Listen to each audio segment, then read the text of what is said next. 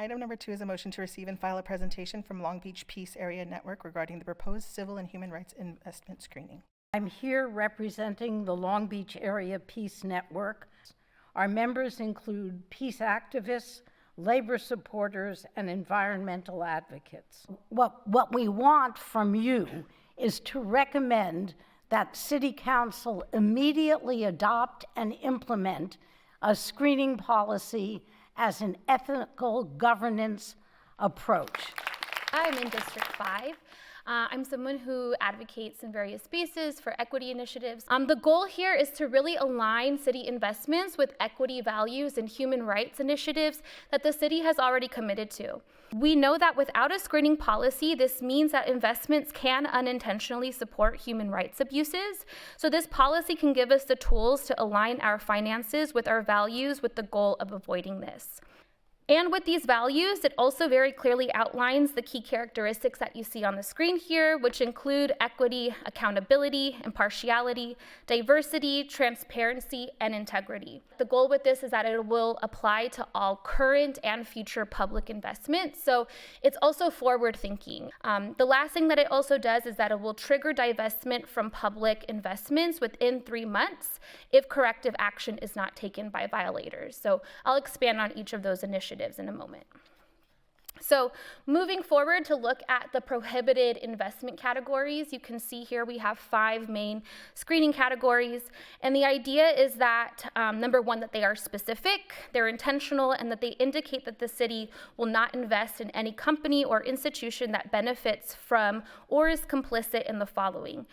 The first being genocide, apartheid, military occupation, or systemic discrimination. The second being labor rights violations such as forced or child labor, wage theft, or unsafe working conditions. The third being providing technology or materials utilized in acts of state violence.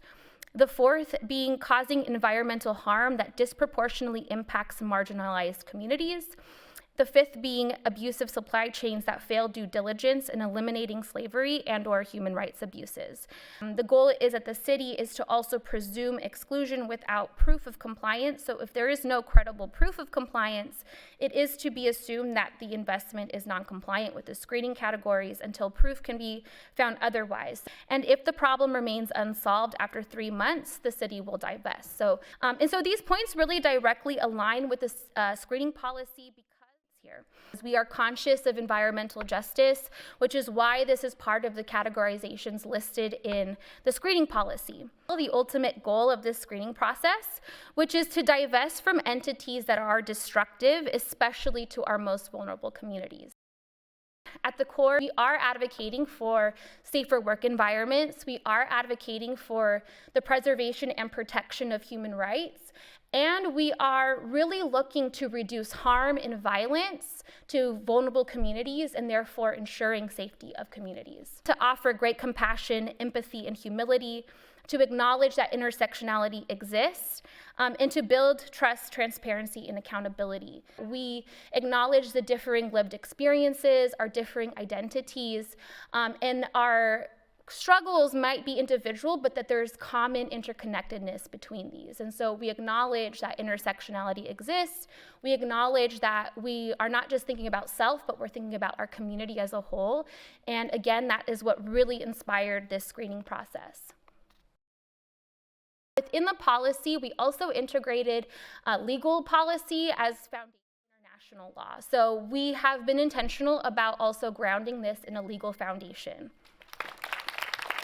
I'm a resident of Long Beach, a renter in the 2nd District, a member of our LGBT community, an educator, and a Jewish woman. I grew up learning about the Holocaust that occurred nearly 100 years ago that targeted Jewish people, queer people, disabled people, among many other groups. I heard the message of never again echoed in every teaching about those times, and I really took that to heart. The civil and human rights screening is at its core an opportunity for the city of Long Beach to say never again. I'm a resident of Long Beach, a renter in District 1, and a Jewish queer woman. Investments may inadvertently contribute to human rights abuses. One of the areas this can happen is through supply chain abuses. This includes civil, human, and labor rights violations, as well as raw material sourcing practices. This policy will ensure all city investments are aligned with transparency and accountability standards. Our city can lead by example, ensuring that every dollar invested aligns with human rights, civil rights, and environmental justice. This must be an ethical governance priority. I urge the Commission to recommend that City Council immediately adopt and implement this screening tool. Thank you. I am a member of the Long Beach Area Peace Network. It's time to include the value of stopping environmental harm in our investments. Our request is backed by state law, national law, and international laws. We thank you so much for this consideration, and we're confident that you're going to act and help us make a better world locally and internationally. Thank you.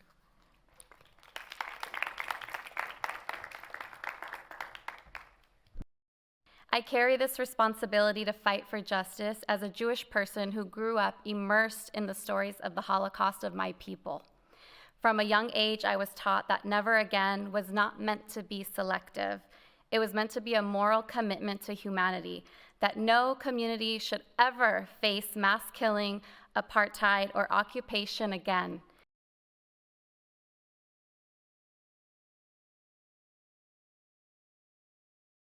This human rights screening policy is an extension of that promise. While it does not name any one company or country, we know the reality. Genocide, apartheid, and occupation are happening in our world today. And if Long Beach invests in companies that profit from those atrocities, we are not neutral, we are complicit. Because a budget is always a moral document. And we know how powerful divestment can be. History shows us this. When cities, universities, and governments around the world divested from companies supporting South African apartheid, that collective action helped bring down a brutal system of racial segregation. So tonight I urge you, make this an ethical governance priority and recommend that City Council immediately adopt and implement the human rights screening policy. Never again must mean never again for anyone. Thank you.